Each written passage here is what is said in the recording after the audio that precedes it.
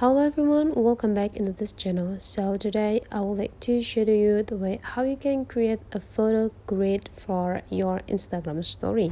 So you just need to open your Instagram applications right here and then make sure that you stay into this home sections. And the next thing you need to do is just go swipe it into the right side, so you will have the access for the Instagram story camera. And the next you just need to go click into this layout to create a grid here.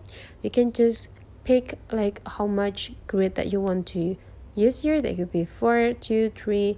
That could be this 3 again, 2 and 4. I would like to use this 4. And the next you just need to go tap into this photo library and then just add the picture that you want to use. And you can do for the rest. Pick the picture to fill all of the grids on your Instagram story camera. And right after you're done, if you want to adjust in it the position, you just need to move it with 2 of your finger into the specific area you want to place them.